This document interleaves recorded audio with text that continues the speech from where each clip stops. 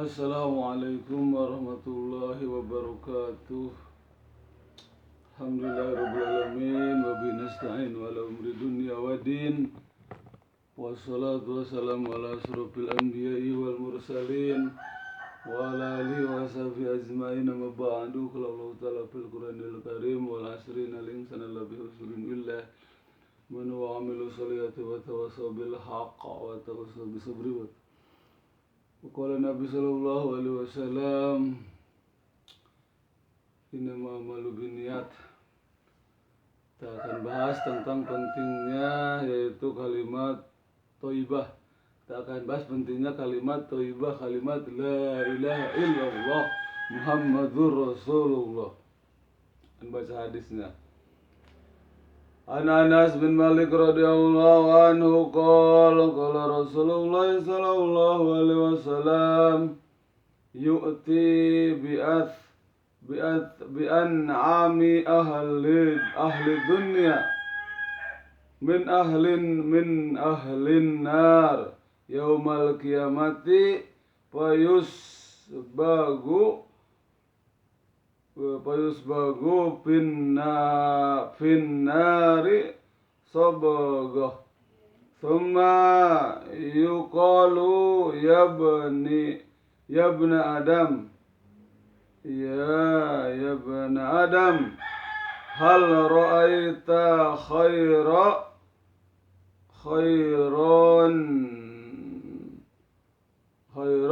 aqut hal marra bika na'imun qatu fayaqulu la wallahi ya rabbi wa yu'ti bi asaddin nasi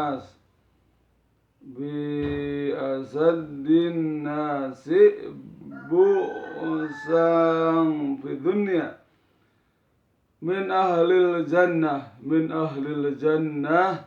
la wallahi ya rabbi ma marrabbi busum qatu wala ra'aitu sidada qatu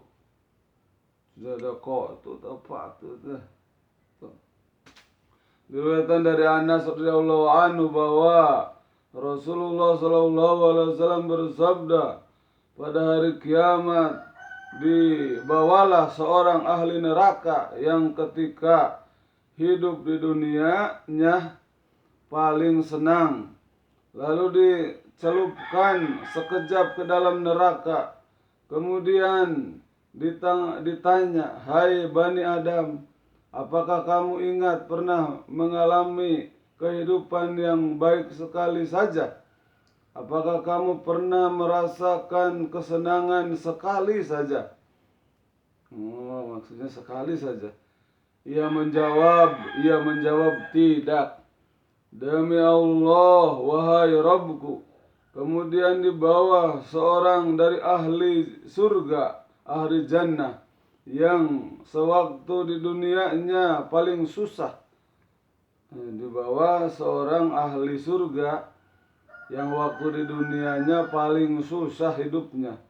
Lalu ia dicelupkan sekejap ke dalam jannah, ke dalam surga. Kemudian ditanya, wahai Bani Adam, apakah kamu ingat pernah mengalami kehidupan sengsara sekali saja? Apakah kamu pernah mengalami kesusahan sekali saja? Ia menjawab tidak. Demi Allah, wahai Rabbku, tidak pernah aku mengalami kesenangan satu kali pun. Dan aku tidak pernah merasakan kesusahan satu kali pun. Hadis riwayat Muslim, bab dicelupkannya orang yang paling hidup senang di dunia ke dalam neraka, hadis nomor 7088. Hadirin Allah Subhanahu wa taala, ini suatu gambaran yang sangat jelas apabila seorang ini di dunianya sangat susah sekali. Susah benar-benar susah hidupnya. Ya, susah yang bukan susah lebih daripada susah. Ketika dia di akhirat dia dimasukkan ke dalam surga sebentar saja. Maka ditanya, apakah engkau pernah susah di dunia? Maka dia bilang, tidak pernah susah. Saking enaknya dimasukkan ke dalam neraka sampai lupa kesusahan. Allah. Saking enaknya dimasukkan ke dalam neraka sebentar saja, sampai itu kesusahan yang 70 tahun, kesusahan yang 50 tahun itu sampai lupa. Saking hebatnya tuh surga ya, saking enak-enaknya di surga. Maka hidup di dunia ini kita sementara saja. Walaupun walaupun sesusah-susahnya hidup di dunia ini, nanti apabila kita di akhirat, asal di akhirat kita ini bisa jadi masuk surga saja. Jadi kita harus usahakan walaupun hidup di dunia ini susah sekali susah. Kita harus usahakan bagaimana kita di akhirat tidak susah, di akhirat bisa masuk surga. Jangan sampai kita ini di dunia ini sudah susah, di akhirat juga masuk neraka. Jadi rugi 2 kali ya. Di dunia susah, nggak punya itu, nggak punya ini, pokoknya susah di dunia lah, susah. Di akhirat juga susah juga, masuk neraka. Maka itu orang yang rugi di dunia, rugi di akhirat. Itu yang dikatakan sakyun fi dunia, wa sakyun fil akhirat.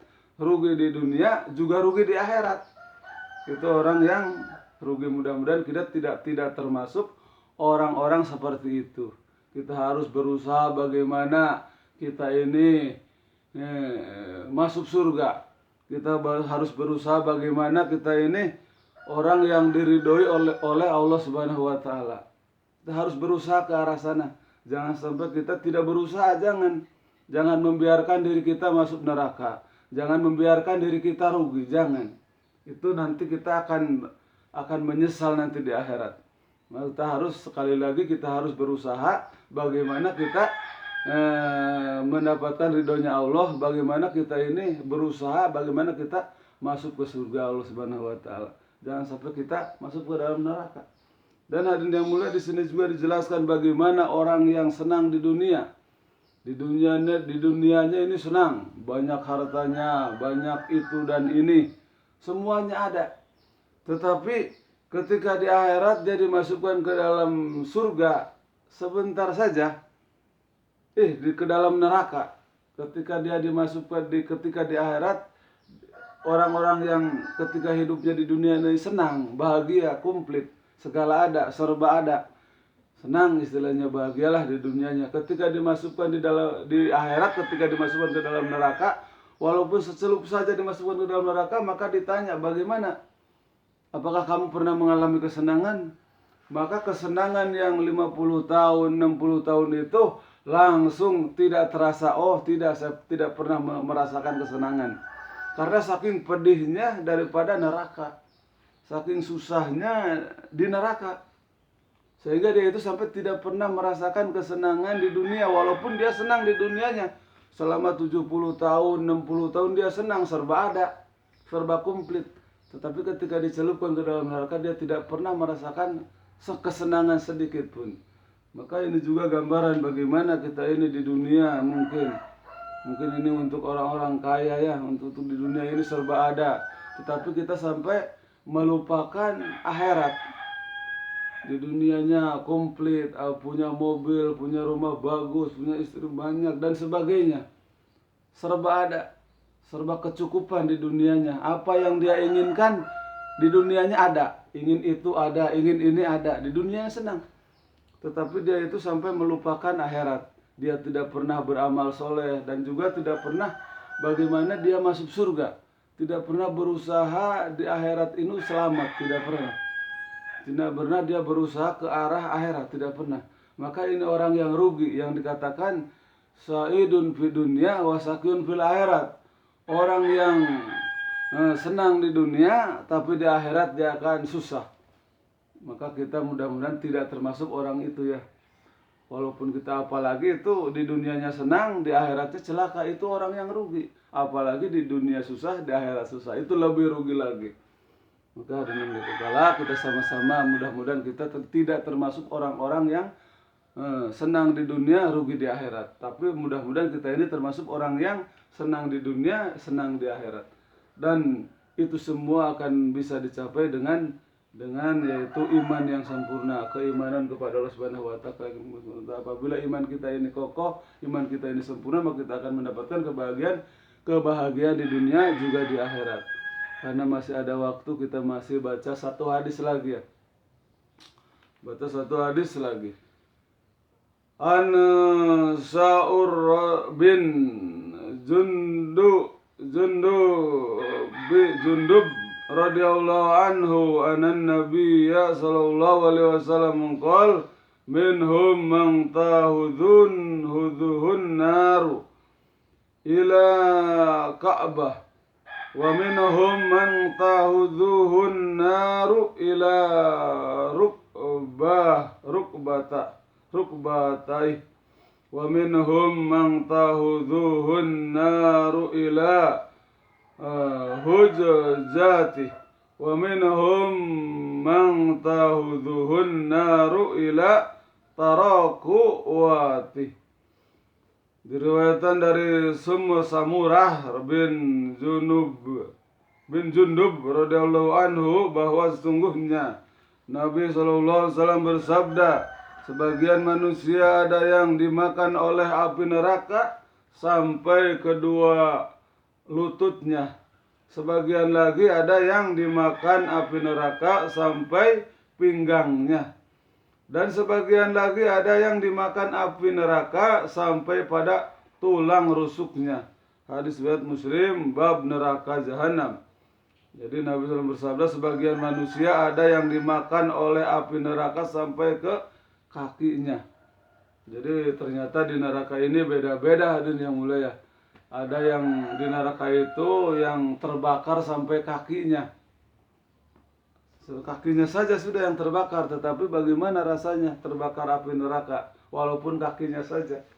Jadi pasti semuanya terkena ya, seluruh badan. Paling ringan azab daripada api neraka yaitu ditaruh kerikil neraka di dampal suku ya, di telapak kaki itu mendidih sampai ke otak. Itu paling ringan daripada azab api neraka. Ditaruh kerikil di telapak kaki dan mendidihnya, saking panasnya mendidihnya sampai ke otak. Ini bagaimana sekaki, selutut itu ya. Ada yang selutut itu di api neraka terkelam. Ada juga yang tadi selutut, sekaki ya. Ada juga yang sampai ke lututnya ya, mungkin selutut segini. Lebih tinggi lagi kalau tadi sekaki, ini selutut. Ada juga sampai dimakan api neraka itu sampai pinggang segini ya. Wah, ini lebih ngeri lagi sampai pinggang, berarti hampir separuh badan kita ini terkena api neraka. Ini sangat dahsyat sekali. Ada juga sampai ke tulang rusuk, sampai ke sini. Ini terakhir sampai tulang rusuk. Jadi ketika di neraka itu beda-beda. Ada yang sampai kaki terkena api neraka, ada yang sampai lutut api neraka itu, ada yang sampai pinggang, ada yang sampai tulang rusuk. Itu di dalam neraka. Itu sangat pedih sekali ya itu.